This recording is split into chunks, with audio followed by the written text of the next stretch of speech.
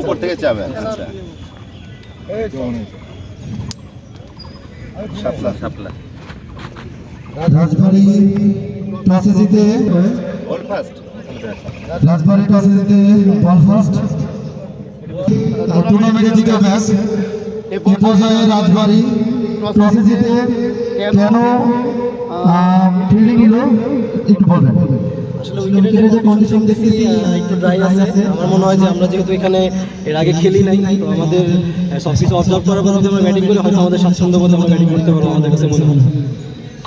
আচ্ছা, আপনারা তো মুন্সিগঞ্জ সঙ্গে মাঠে আজকে প্রথম, এই টুর্নামেন্টে আপনারা নতুন, সেই হিসেবে মাঠের এই মারামাত রহমান স্মৃতি টি20 ক্রিকেট টুর্নামেন্ট, এই টুর্নামেন্টের সকল ডেকোরেশন এখন পর্যন্ত যে আপনাদের চোখে বাজছে, এই সম্বন্ধে মাঠ সম্বন্ধে টুর্নামেন্ট সম্বন্ধে বলবেন। আমি আশা করি আল্লাহর রহমতে অনেক ভালো এনভায়রনমেন্ট দেখতেছি, সবকিছু অনেক গোছানো হয়েছে। আমি চাইবো যে এরকম জায়গায় খেলাধুলাগুলো হোক, আমাদের যারা আমরা ক্রিকেট প্লেয়ার আছে তাদের জন্য আমরা ফিউচারের জন্য লাগাতে পারি, সেই জন্য আমাদের টুর্নামেন্টগুলো দরকার। আমরা চাই যে আপনারা টুর্নামেন্ট আরো সামনে অনেকগুলো করবেন, এই প্রত্যাশা আপনাদের। ধন্যবাদ রাজবাড়ী ক্রিকেট দলের ক্যাপ্টেনকে, ধন্যবাদ। এ পর্যায়ে ট্রেলার্স ব্যাটার্সের ক্যাপ্টেন বড় ভাই, আপনি আপনার টসে হেরে ব্যাট দিলেন, সেক্ষেত্রে আপনার ব্যাট দিলেন। আমাদের ইচ্ছা ছিল ব্যাট করারই, টসে হেরে গেছি, যার কারণে সেটা আমাদের চলে আসে।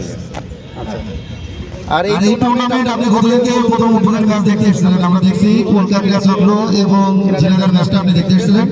সেই ম্যাচের যে অভিজ্ঞতাটা আপনি নিশ্চয়ই মাঠ থেকে দেখলেন, আর আজকের এই অভিজ্ঞতাটা কিভাবে কাজে লাগাচ্ছেন? আমরা প্রথম ম্যাচে দেখছি, সেই অনুযায়ী আমরা অভিজ্ঞতা যেটুকু বুঝছি সেটা হচ্ছে আগে ব্যাট করলে আমাদের জন্য সুবিধা, কারণ এই মাঠে এর আগে আমি একদিন খেলে গেছি, এবারে রান পিচ অনুযায়ী আমরা রান করতে পারবো ইনশাআল্লাহ, এই জন্যই ব্যাটে আসে। ধন্যবাদ। ক্রিকেট টুর্নামেন্ট মিডিয়া পার্টনারদের সাথে আছে দৈনিক মাথাভাঙা, দৈনিক সময় এসএসটিভি সহ বিভিন্ন ইউটিউব চ্যানেল। আপনারা দৈনিক মাথাভাঙা পেজে প্রতিদিন খেলার আপডেট দেখতে পারবেন।